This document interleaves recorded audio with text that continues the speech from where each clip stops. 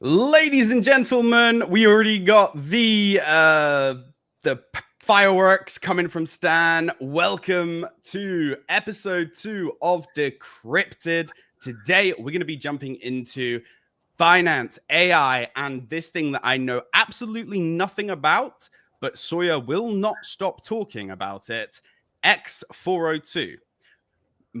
From my point of view, 402 means fail to load web page. So x402, I assume, means something else. Super excited to jump in and start today. Obviously, with me is Mr. Stan Kladko.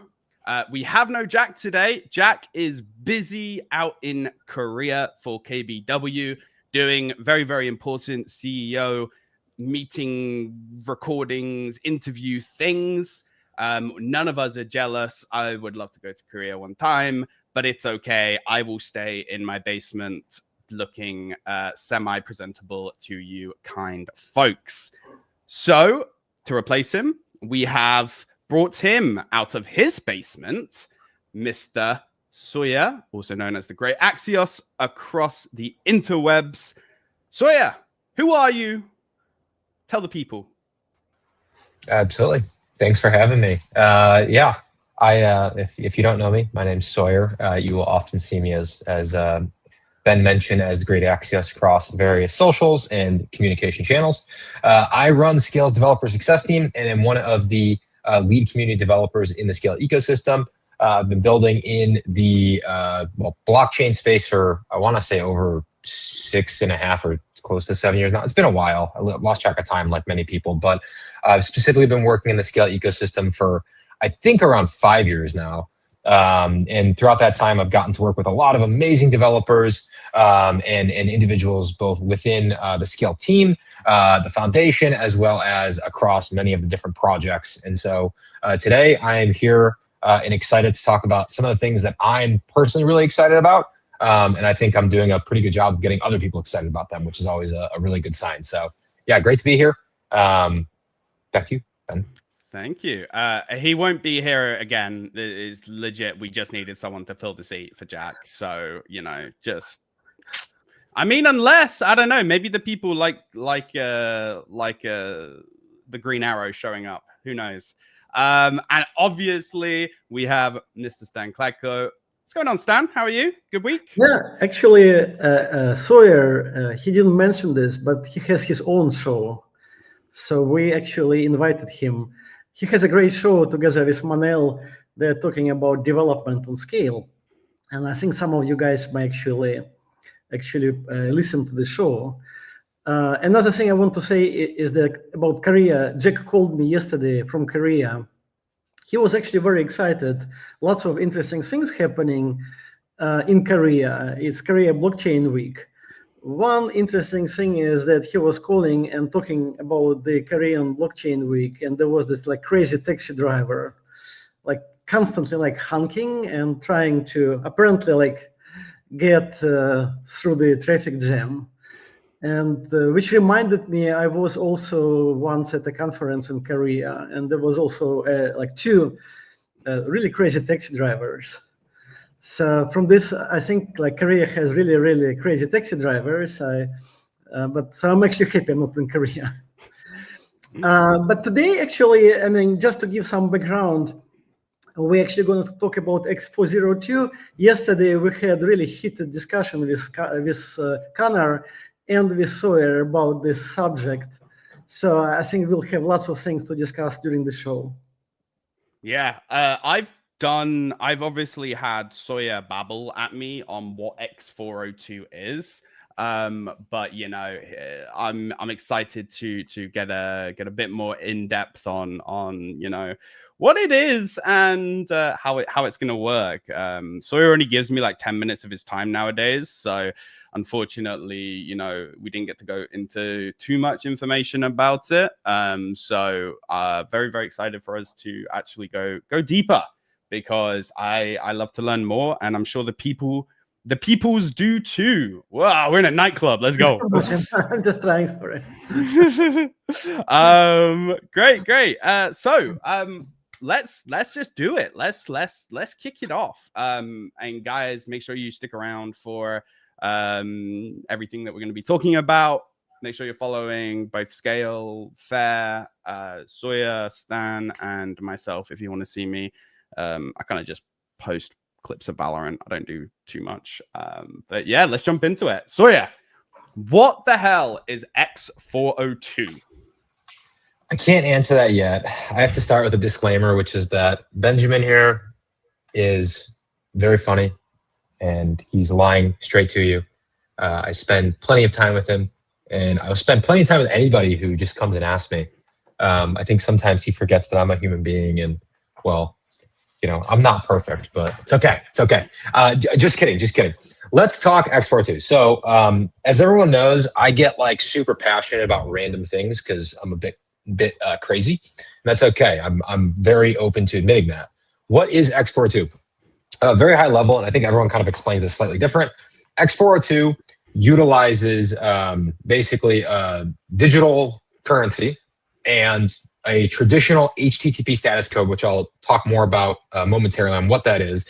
And it combines the two and gives us a way to essentially enable access to resources or process payments instead of having to do traditional subscriptions, authentication, things like that. Now that's a lot of like word jargon. So let's go through like a very 20-second example on what that means. Benjamin here wants to use ChatGPT, but he has used his limit already for the day. He's passed the free tier and he says, well, I don't want to pay $20. So what does he do? He says, I have $2 of USDC in my wallet or in some like invisible blockchain account. And OpenAI allows him to press a button that says, I'm willing to pay 3 cents for this execution. He presses button and it magically pays for it. Now, what does that do behind the scenes? He sends the request and says, sorry, if you want to use this, you have to provide us with payment, which is that HTTP 402. I can dive more into that later depending on time. Basically, that's just an old school status code from the original internet design that was never used. Coinbase took that and made it into something which is really amazing. And then Ben, on his side, when that comes into him, he has the opportunity to say, I have the assets to pay for this. I'm going to accept, pay. And then once he makes that payment using, well, today we're using primarily stable coins for this, but it could be anything. OpenAI then says, okay, you're good to go. Here's access to, ChatGPT for one more request. So it essentially allows anything to be fractionalized and consumed with on-chain stable coins, cryptocurrency payments, et cetera, things like that. Pausing there because I know that's already a lot of information. How to do? Yeah, you did good. Okay. So keep going, pretty much. Okay, fair enough. Okay, so I guess, looking into what this means, I just want to make sure before we go too deep, at least you guys here with me have a good understanding of what we're talking about and why, because if we don't do that properly, then the rest of this is not going to make sense. So looking at the bigger picture, right, who's involved in this and why is it relevant, right? So x402 was actually kind of created as this open protocol from Coinbase and from the Coinbase developer team, which is really amazing, seeing big entities and organizations like that getting involved in creating these open protocols. And it allows essentially any API, any website to tack on and utilize these on-chain payments for access, right? So I think originally it was very interesting from a agentic machine point of view, but we've already seen in the last few weeks people using this for essentially allowing humans to buy things without having to have necessarily like a credit card or a debit card or a subscription, things like that. So who's involved? We've got Coinbase and Cloudflare, who are going to be, they're doing this x402 foundation. They're pushing it as an open protocol. More so on kind of like the agentic side, you've got Google, who's doing the agent-to-agent and the agent payment protocol, so A2A and AP2, which allow for people to build AI agents that then go and consume this x402. Then you've got a whole bunch of other players who are actually building the like AI side of things, right? So you've got Anthropic, who's, they proposed the MCP, Model Context Protocol, open standard. And when you kind of take all this random technical jargon that maybe I'm way too like nerding out on right now, what you wind up with is an alternative way to spend money, to interact with the internet, right? That's really what it comes down to. You no longer have to do a subscription for everything. You no longer have to be, sitting there putting in a credit card. You can have paywalls literally down to like sub penny for different resources. So I'm gonna pause there. That's kind of my intro to what is x402, the why I think it's so cool. I know there's some other things there, but I'm gonna pass this over to Stan for some of his thoughts, because I know he's been tinkering around as well. Yeah, actually, I'm actually going to maybe just like provoke you guys a little bit and ask you a question. Something we discussed yesterday with Sawyer and Connor about like commercial like grade privacy. Like some people say that you need like pretty much like absolute privacy. Just to give you an example, there was this now legal case, a criminal case, right? There's a person, two people from Russia, two developers, developed Tornado Cash, and then they were actually jailed by the US. One of them got jailed, and then the question was, where's the limit for the privacy, right? And so basically they developed Tornado Cash, and Tornado Cash was used by other people to send money to Korea, to North Korea. So that's kind of an infinite privacy. And then there's like commercial grade privacy where, I mean, the question that I actually want to ask you guys is if there is this thing x402 and you surf internet and like buy something on the internet, maybe you buy some newspaper articles, you read something, maybe buy something else, would you be okay if all of this information goes to a public blockchain? Like if it's on Coinbase, obviously that all of these x402 things are going to be available on public blockchain, so everyone will be able to actually see them. No. Maybe I'll start with you, Falcor. Like, no. No? Maybe you can expand on this. I don't want people to know what I'm buying. Kind of in essence, you know, I think number one, it opens up, you know, this almost worse, you know, advertisers go out there and pay so much money just to know what you're buying, just so they can give you better ads and so on and so forth. So I don't want to enable companies and advertisers to have more information on me to try and push me towards certain things. You know, that's a big one. And I think on the other side, you know, I just don't want people to be able to look at what I buy. You know, it can create these almost opinions that you can have off of people. You know, I shouldn't be able to go and look at Sawyer's, you know, what Sawyer's buying. I'm sure Sawyer wouldn't want me to know what he's buying either. And, you know, we live in a world where people are so nosy and want to know what's going on with one another. And, you know, it just opens up so many different kind of areas where you might have nefarious means. That's another thing as well, right? You know, if I go to a cafe and I pay for a coffee and there's someone out there, you know, we've seen so many stories recently on people that are you know, being kidnapped for their crypto and so on and so forth. I don't want people, if you're that type of person, you don't want them to know that you're at this cafe or you're at this hotel. Or if you think of like celebrities, you know, they'll just have paparazzi and crazy fans chasing them down every second of every day. So you need that level of privacy, because as humans, we are almost, you know, I saw Vitalik, you know, say that privacy should be one of the, you know, the pillars of humanity. We all deserve privacy. I will tack onto that and say I agree with most of that, and I think there's an alternative way to look at some of the other things. I agree with people don't need to know. People don't want to know. People don't want other people to know, you know, what's in their bank accounts, what they're buying, stuff like that. And I think that's this like, it's this level of like human confidentiality we've come to expect out of like the digital society, right?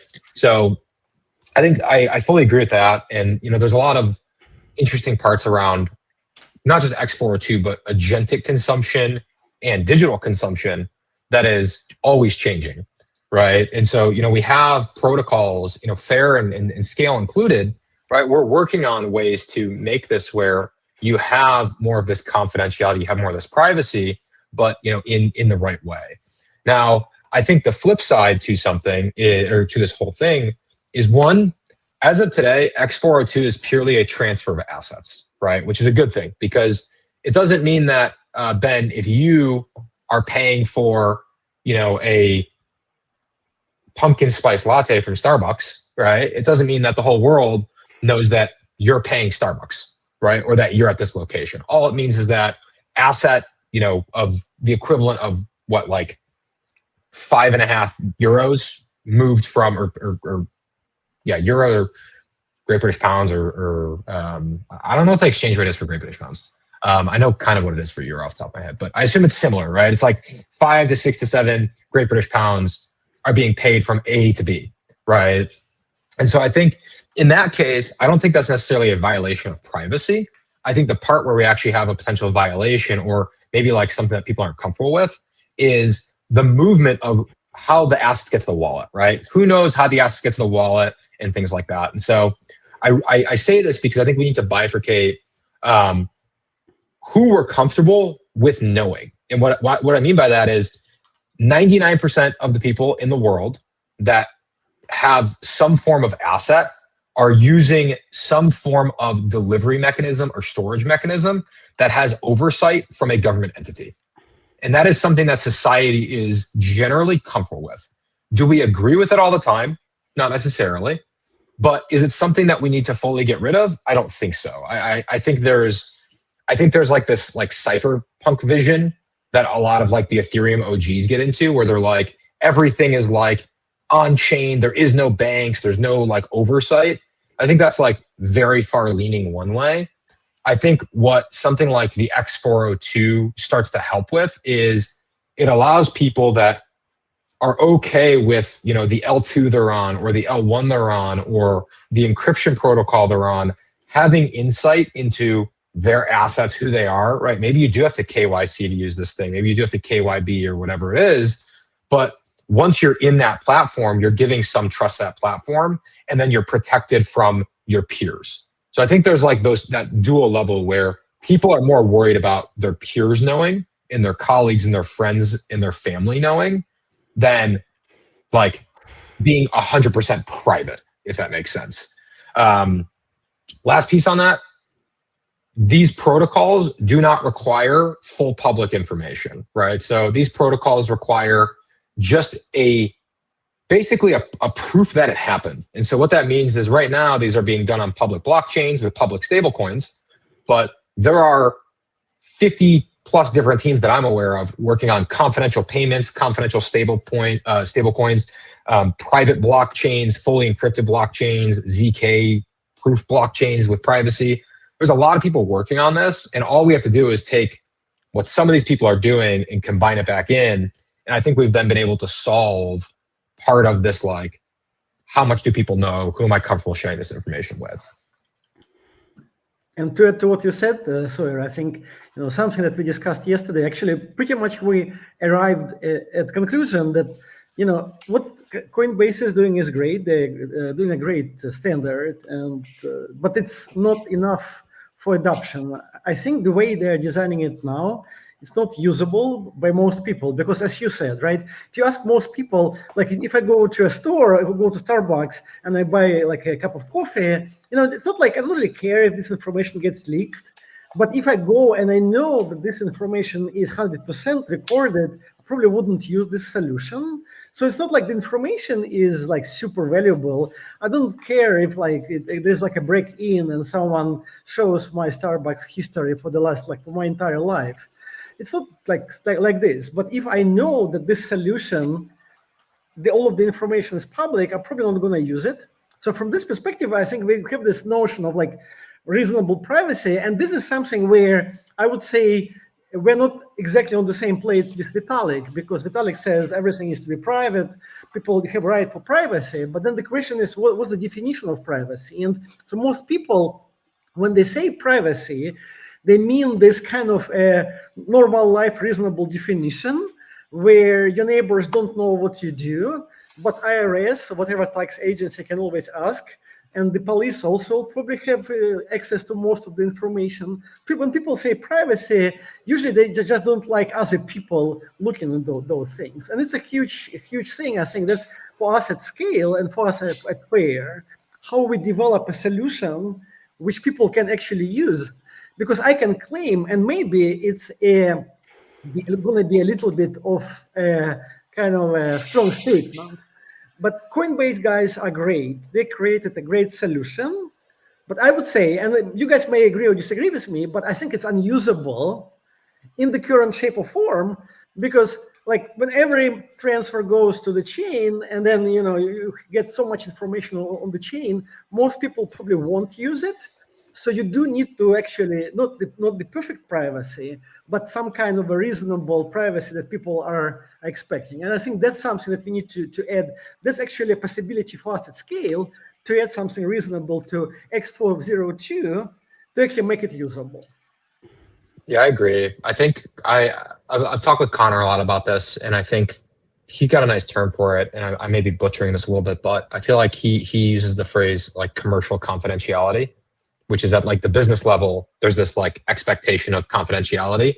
But then once you get past that business level, to your point, Stan, you've got banks, credit card companies, government agencies, all these different people who functionally at some level have access to some piece of this information. And that is what society has been kind of accepted to.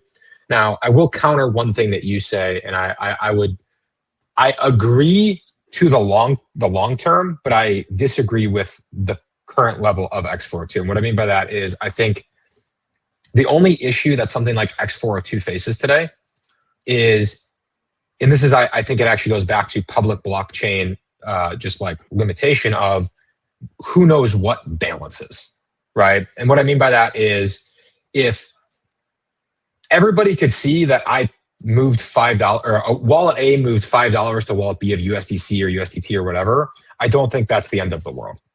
I think the bigger issue is that someone can see that wallet A moved $5 to wallet B. And if people know that wallet B is Starbucks and people know that some consumer just moved that to Starbucks and now wallet A has $100 million of USDC in it, that now becomes an issue. So I actually think it comes back to this like almost this like interesting design around traditional banking versus on-chain banking, which is something that I don't really think is being done in the right way personally. I don't think it's an issue of that the protocol is unusable. I think it's the on-chain token balances are currently unusable. And so there's a protocol or a team, it's called Zama, Z-A-M-A. They're building fully homomorphic encryption basically into like Solidity contract standard, and they're making it where you can use it across any like T or ZK protocol or whatever it may be. And I think that's a good example of if we can find a way within proper compliance and regulation to do on-chain money movement. And to get there, again, maybe you do have to, KYC, maybe you do have to KYB, maybe you do have to go through these set of things. But once your money is in or once you're approved, you can now make your money private because you're a known actor, right? And you're okay being a known actor because you already are. Like the reality is 9 out of 10 people in the world are or maybe more, are known actors, right? The governments know who we are. The credit card companies know who we are. The banks know who we are. And so I think if we're willing to find that like middle ground, I think that x402 and other associated protocols are very usable because the protocols themselves don't care about the underlying token. They just care that there is a cryptographic proof that payment was made. And so as long as we can make that proof, I think we can make that underlying payment, back to bringing it full circle, we can make it commercially confidential without having to redo the entire protocol or throw it in the garbage. Okay, guys. I want to just to make it a little, just before we go to a different subject, just to make it even more viral, I'm going to ask you a provocative question. And like we're all from different countries, different backgrounds. So I just want to know your thinking about this. So this particular case, because I know that everyone was calling, sending emails to everyone. I know that Jack got called by many people. So this case of Tornado Cash. right? So what do you think? So basically the case is there are two Russian citizens. One of them, I think, is living in Russia. One of them, I think, he was in the States. They developed this open source solution, pretty much unbreakable solution, using ZK to actually do mixer, tornado cache, and do anonymous transfers, right? And then they developed the open source. They post this open source on GitHub. They also have a web UI on internet where everyone can actually go and run this thing and send these anonymous transfers. And they also, I mean, to be very frank, also benefit from this because there's a token and everything, right? So that is guys. Then there is this North Korean government, which has this huge group of people that kind of attack everyone and steal money. And then these people, the North Korean government is using this tornado cache to actually basically shovel money, anonymize it, and send it to the North Korean government. Then one of the guys, I think, goes to the States, gets arrested. And then there is a legal case, a criminal case, where the US government says that that's bad because they developed the solution where you can go and essentially shovel money to the North Korean government. The guy said, that's good, it's privacy, it's open source. And then Ethereum Foundation takes also the stance and contributes, I think, $500,000 to the defense of these guys. And Vitalik is saying, okay, this is privacy, everyone has right to privacy. So this is highly controversial, I think. Just what do you guys think? Like maybe I start with Kalkor. Which side would you take in this case? That's hard. I think like it's a very hard question. I think in the end, as I think to Connor's point, right? Consumer privacy, right? That's what matters. I think, I've been probably scammed, rug pulled, blah, blah, blah, 20 times, of which the money always goes through Tornado Cash. It would have been lovely to have been able to go to Coinbase or someone and say, hey, this is stolen funds. And I think as long as if this idea was, if there was like a centralized entity above this, then I think it would have been different, right? It would have been a different conversation. And, you can't use it for illegal or nefarious means. But because at the moment, right, the only truly real reason to use something like Tornado Cash, a majority of the time would have been for nefarious means. I think I'm weirdly enough on the side, and I'm never going to say this again, of the US government. Never going to get me to say that again, but I would be on their side because it isn't it's not something. The greater good is always more important, in my opinion. Yeah. Sawyer, your turn. Interesting. Okay, this is tough. So I'm not a lawyer. My mother always said I'd be a good one, but I'm not. But my stance is that I think open source software props up the majority of the world. And most people don't realize this. Most open source developers are underfunded. It's very hard to contribute long term. You oftentimes get slammed with requests for features and fixes from even sometimes like huge enterprises, and you have zero monetary support. And so I think it's become, I think one of the pros that blockchain, and specifically programmable blockchain, starting with Ethereum, has brought to the world is the ability for developers to monetize open source software. For the first time, a developer doesn't need to rely on a third party to get paid. They can build the monetization into their open source contribution. And so as a developer, I will generally side with the ideal that if I deploy something that is immutable on a public network that is controlled by other people, I should not be penalized for such a thing, because I think it's unfair in that sense, unless I had malicious intent, which if a court of law can prove, then to your point, Ben, I side with the court of law because they've proven that there was malicious intent intended, right? Now, full circle, again, back to this idea of, consumer privacy or commercial confidentiality. I think that if something like a tornado cache, again, not legal advice here, but if something like a tornado cache was redeployed and it utilized some form of like zero knowledge KYC, where you didn't have to give your private documents, but there was a way to prove that you are a good actor, right? And you're a known actor to some government in the world that is part of, the broader financial picture. It would be nice if you'd be able to use something like that, right? If I want to, for whatever I want to do, right? I want to send money to a family member. I'm buying a house, right? I have to send a huge chunk of money out from A to B. It'd be nice to be able to use these types of things to do such a thing.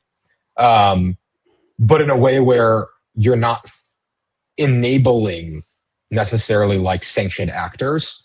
So all that being said, my stance is I will always side with developers that have good intentions, because I've personally been contributing and building open source software for over 6 years now. And I can honestly say that in that time, outside of contract work, I've made $0 from open source contributions. And there is a good amount of people using my code around the world across various different things. Never made a penny. And so I think being able to monetize is important. I think being able to have protection is important. And I hope that that stays true, because that's a form of expression, and that's a form of freedom of speech in my eyes. But again, that's just my opinion. I'm not a lawyer, not legal advice. I want to add another thing, sir. Actually, it shows that you're American. When you say, I'm not a lawyer, it's not a legal advice. I'll explain why. Because in most countries, people don't really care about legal advice because it's really like hard to enforce law. Like in Portugal, you try to get anything done, it's like so slow. So, but in America, actually, legal system works. So that's actually a very specific thing. Like people in the US always think in terms of legal, which is good. But actually, I would just want to comment on a different dimension. There's like a moral thing also. I think, like, I don't know, like if it was good for the US government to put this guy into jail, it probably doesn't serve much purpose anyway, right? Probably they should have gone over for the guys that actually were running this website. I don't know. I mean, if jail is going to help. I mean, actually, myself, I don't even think jail, it makes sense at all, because people go in jail, usually they actually become more criminal. But from the moral perspective, I can say, and it may be a little bit like, controversial. If I knew that I would develop open source, I mean, if I would just develop open source library for ZK, that would be fine. But if I would be like, like even developing like some kind of a solution, but then if I would be actually actively deploying this on a website and financially benefiting from it, I would consider this immoral. So like if I knew, so I'm talking not about legal stuff. I don't know. I don't really know if the guys should go to jail. As I said, I think it makes no sense for anyone to go to jail from my perspective. It's like a system doesn't work. But from the moral perspective, I can say that if I'm benefiting financially and there are some people in North Korea getting this money and this like dictatorship, and I don't, basically the crazy guy in North Korea like taking this money, I think I would not do it just on the moral ground. I would just do something else, just get out of it. So I don't really think these guys are very moral. I'm okay if Ethereum Foundation contributes to their legal defense, right? But I personally don't feel so much empathy to these guys. But I agree with what you said, Sawyer, from the legal perspective. I mean, I think the government needs to clarify the terms, and also, I don't know, maybe that's not something that you actually get into jail for, because like they went to jail just only to scare other guys, but other guys will probably just anonymously do the same thing. So scaring doesn't work. So that's good, but it's really good that we actually covered this subject, and also just to make our show more viral. It was really interesting to talk about. Definitely. It's interesting because the UK recently just announced this. I haven't looked too much into it. I just saw a headline, but it was like this online ID thing that like everyone is going to need to get, otherwise you can't like exist. Which, you know, it ties into kind of this idea of you know, oversight and privacy, and you know, who deserves it and kind of who doesn't. Yeah, well, there you go. That's the question. Would you go and get a little online ID that links every single thing you do to you?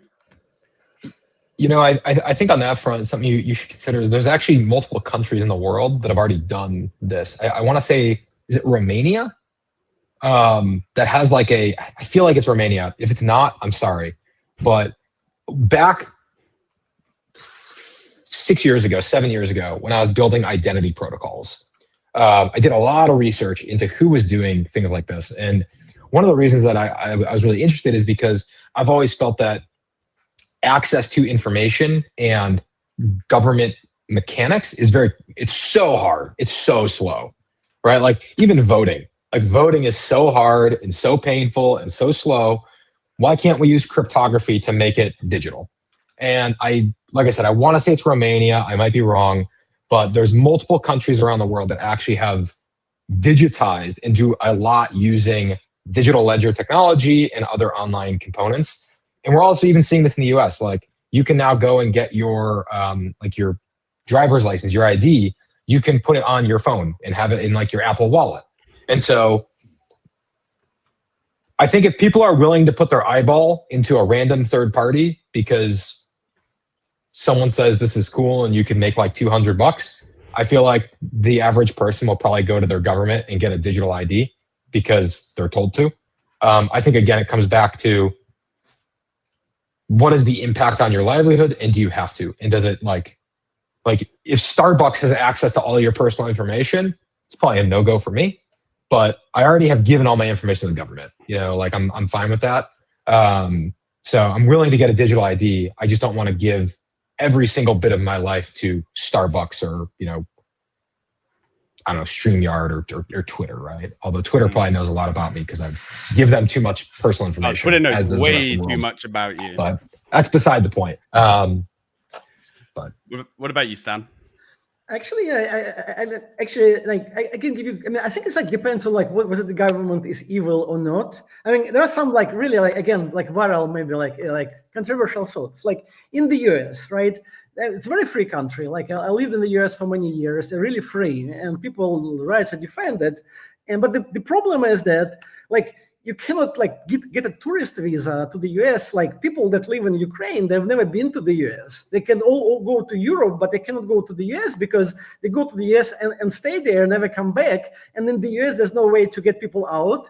As a result, the country it cannot accept tourists. Like no one has been to the US. You know, like if you have a conference, you cannot go there because people won't get visas.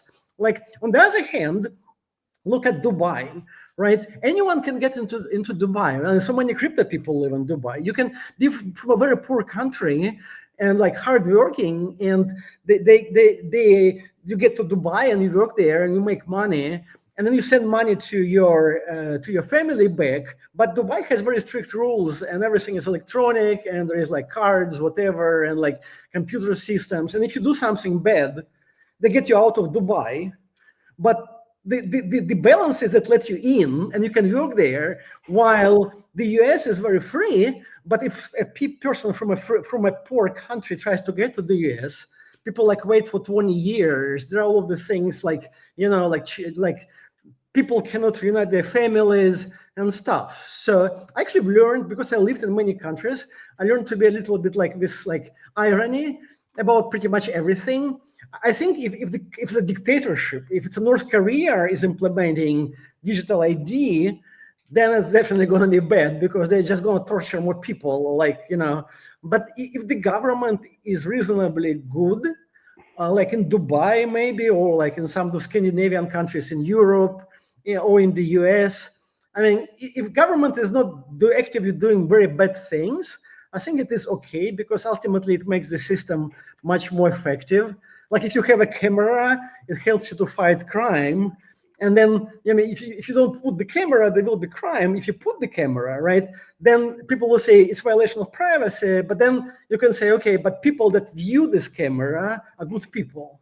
So I would say it's a little bit of irony. I would definitely not be on the side of people who say government is always bad, like don't give anything to the government, because otherwise you just get anarchy, right? I think it really has to be like some balanced approach, which is usually really hard because people usually take one view or another.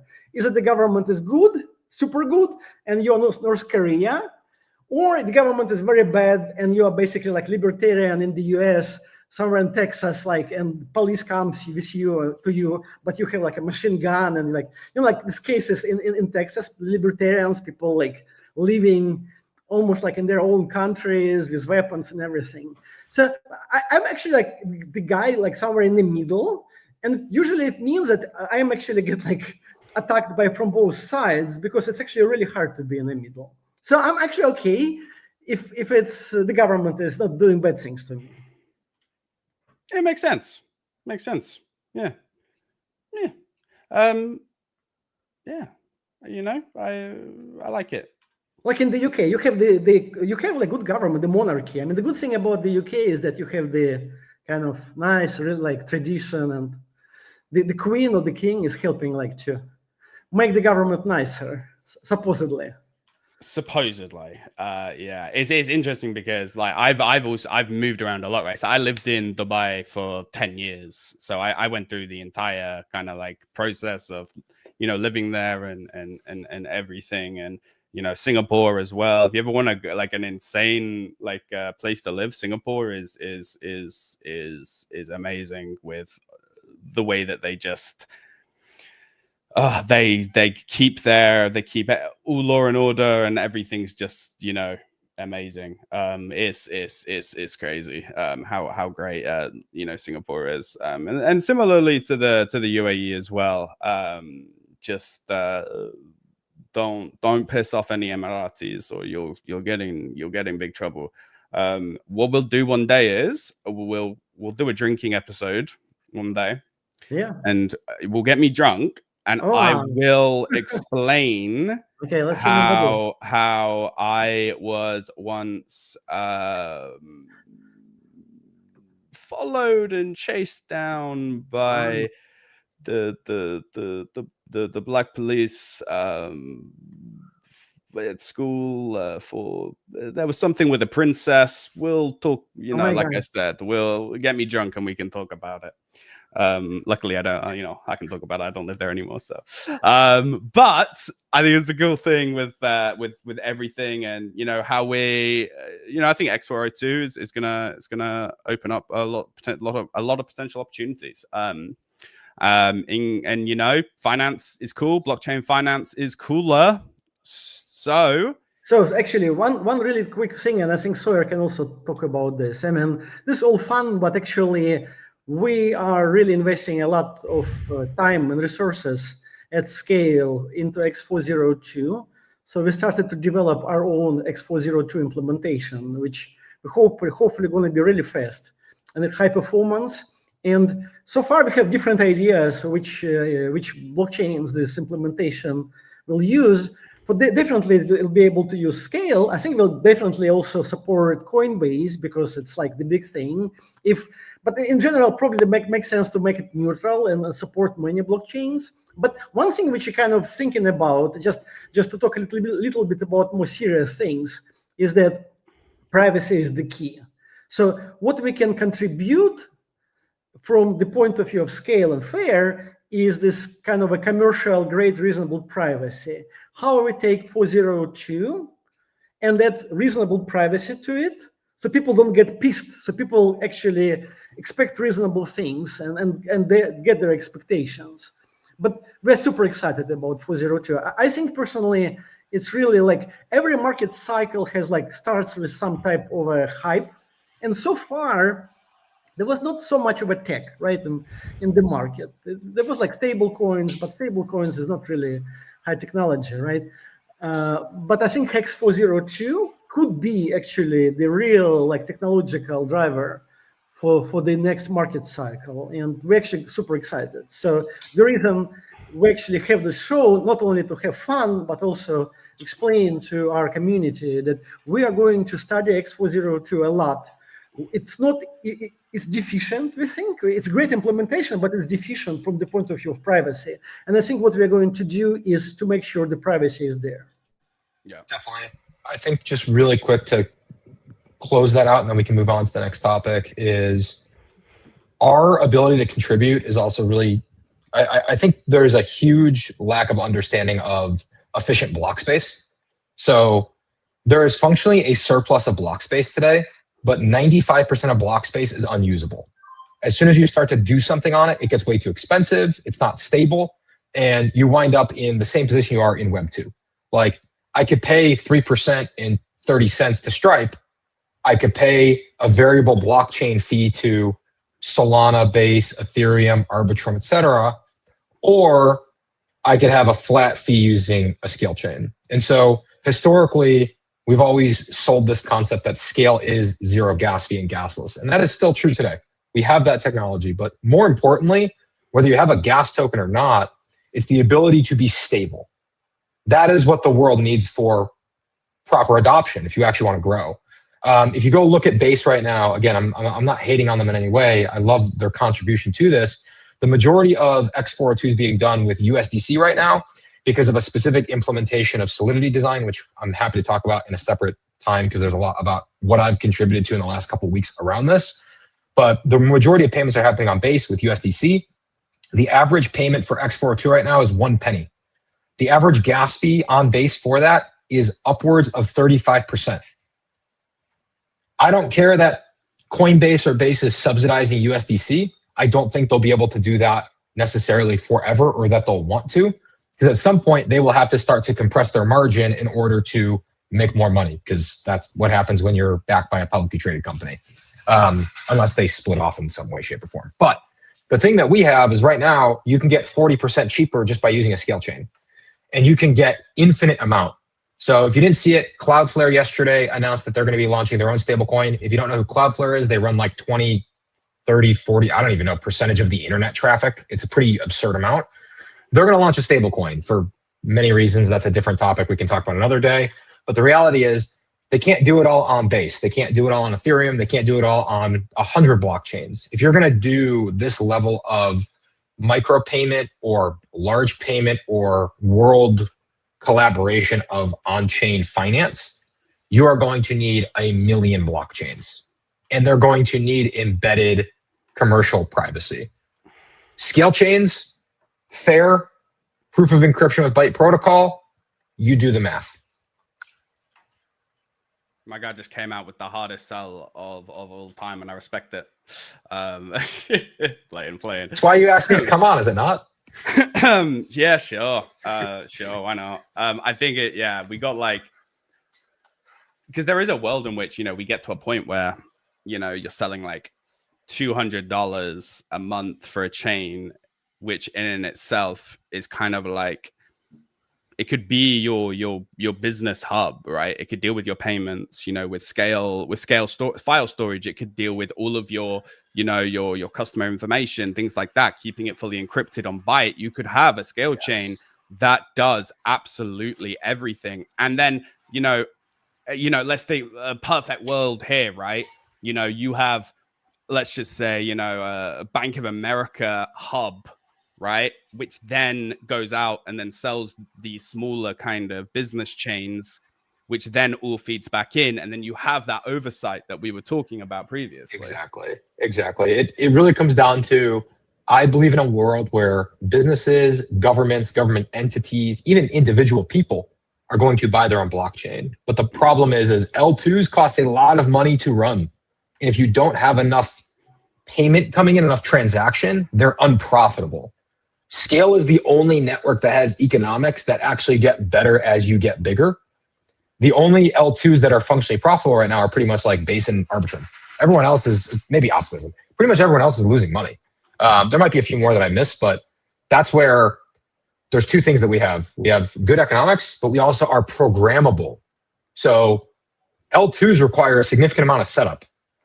On our side, we can actually have it where you issue a payment to a smart contract and a scale chain gets created for you. And so to that point, if you're looking at the broader world and how blockchain is going to get adopted, it's not about cryptocurrency. Cryptocurrency is a use case of blockchain. Blockchains themselves and the block space behind them are needed to enable better payments, better identity, all these different things. And the way that I look at it is we have the scale network, which can grow to millions of chains. We can handle all that, but it's a little bit hard on Ethereum because Ethereum is expensive and slow. And so that's where FAIR for me is really important. Is FAIR, if you move scale chains and the design of the network on top of FAIR and on top of this cheaper chain, it's not very cost effective to create so many chains.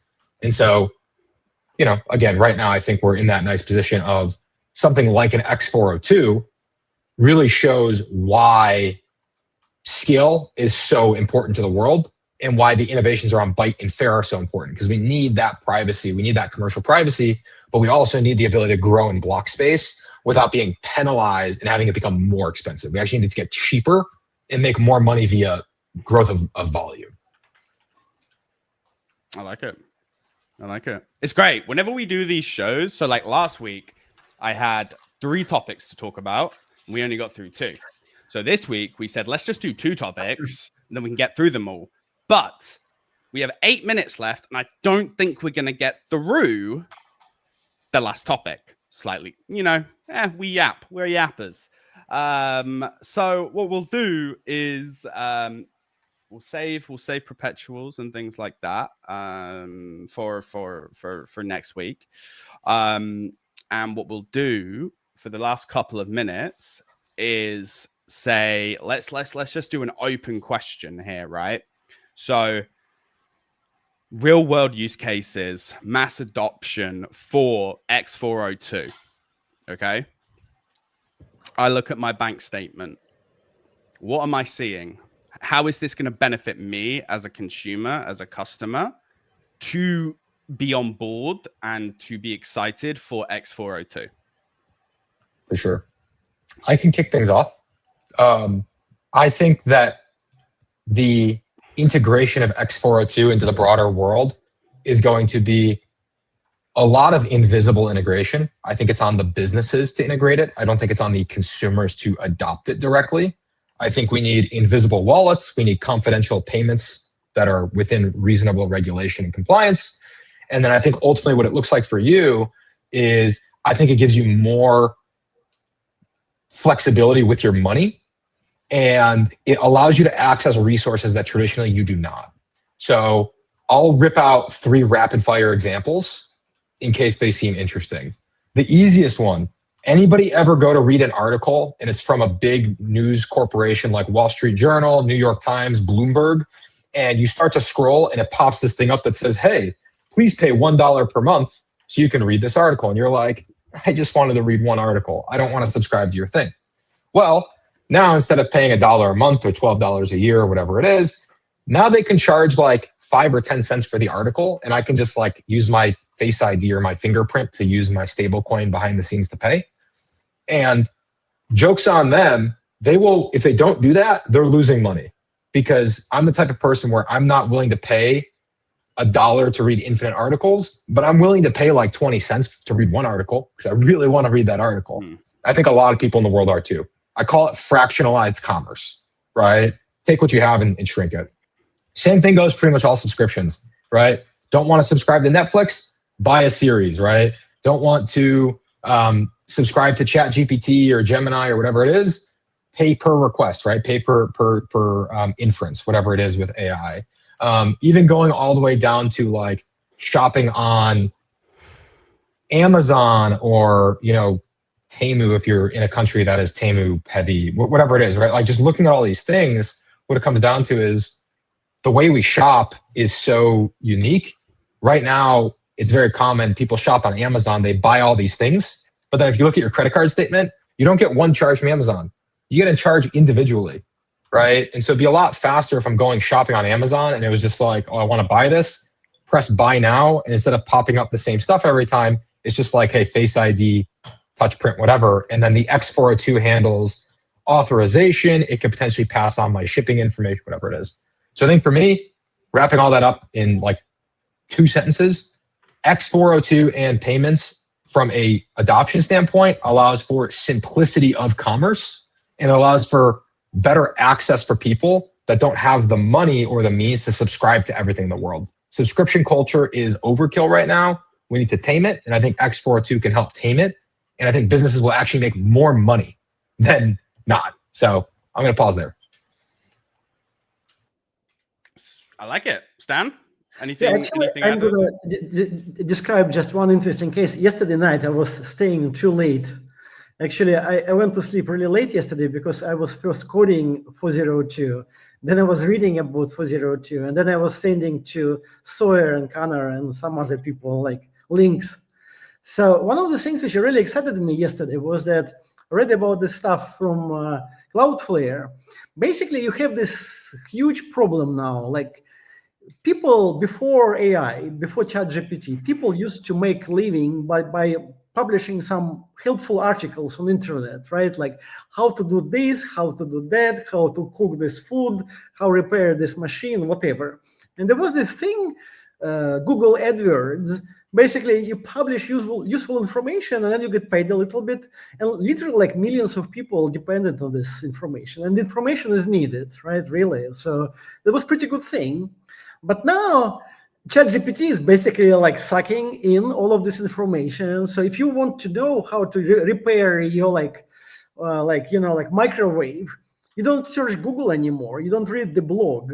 You just go to ChatGPT and ChatGPT tells you how to repair the microwave. But ChatGPT actually that didn't know this in the first place. It read it from the blog. But now the blog, the guy, doesn't make any money. Google AdSense is broken now because no one goes to the page, no one reads the blog. So it's an incredible problem. And again, like people are suing ChatGPT for this. But whatever the law is, it's definitely immoral. I mean, it's an imbalanced system because essentially people are putting this information on the internet, ChatGPT is reading it and serving it and makes all of the money. So Sam Altman, everyone understands this, right? Like Sam Altman, there was an interview. He is like, he understands, it's immoral to do this. People need to make some of this money, like the money stream needs to go to people because otherwise no one's gonna, publish a blog how to repair a microwave, right? So this idea with x402, I really like the crawler. Basically, every time ChatGPT crawls your web page, your blog, you basically tell the crawler, okay, you can read my information, but here's the price. And this can only be done using x402 and crypto because the blog could be anywhere in any country. You cannot do it with any payment solution because it's a global problem. It's the internet thing. So it's like such a super great application of 402. Basically, you put information for AI on the internet, but you tell AI how much this information costs. And then if you think about this, I also found out yesterday that the crawls, there are about 1 billion crawls a day. So if these crawls are becoming 402 crawls, you literally get 1 billion transactions per day just from ChatGPT and other guys like crawling internet. 1 billion payments, like micropayments. But this is like a super great thing. And I think this shows that we may be actually at the moment where this thing actually may actually work at scale. And then we need to have lots of scaled chains and fair chains, right? Because billion transactions per day is not something any chain can fulfill. And so this is, and the reason I'm excited because this particular use case is definitely not a pipe dream, right? It's a very significant problem the society needs to solve. It seems like the only solution is this. So I'm actually super excited. That's why actually I'm all for that we kind of have this thing at scale where we say, okay, 402 is there. It is a revolutionary technology. We need to really mobilize and put lots of resources into it. You heard it here first. The home of x402 is going to be on Scale and Fair. So what are you waiting for? Join us. It's going to be a grand old time. Guys, it's been a pleasure. I've learned a lot. We've spoken a lot. And you know, we've had a grand old time. Before we hit anything off, as we are at the hour, we're actually over the hour. Anything further, Mr. Sawyer? Anything from you, my friend? Just a reminder that we are happy to, as you mentioned, as Ben just mentioned, we're happy to work with anyone on the x402 front, whether you're building a facilitator, an MCP server, you're building payments, you're issuing stable coins. We have, well, I think what we have is a pretty solid vision of how this is going to play out in our eyes. And we want this to be collaborative, right? So, you know, don't be afraid to get involved. There's no bad questions. Stan and myself both have been either making PRs or building code that we're going to be contributing to, you know, the public good, open source, you know, permissionlessly licensed, right? MIT, AGPL, stuff like that. So yeah, if you are looking for help, support, guidance, how to get involved, stuff like that, don't hesitate to reach out to us on Discord, Twitter, Telegram, email, whatever it may be. We're looking forward to working with you. So thanks for having me on, guys. No worries. I just had a cat appear. Hello. And Stan, anything else from you? Actually, this time I have a special thing. So first of all, guys, please help us to spread this show. We actually decided to make it weekly. So if you like it, please follow us on Twitter, retweet, like on YouTube. That's super important.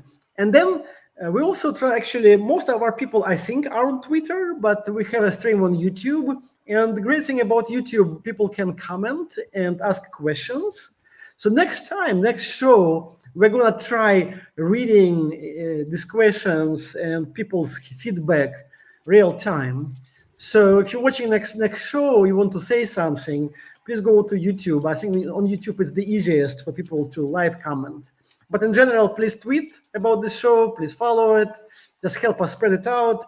Also, if you have any ideas about the future topics, just send us a tweet or reply to this tweet. Anything, we're really happy to talk to you. 100%. And Pippin, anything from you? I think she's hungry.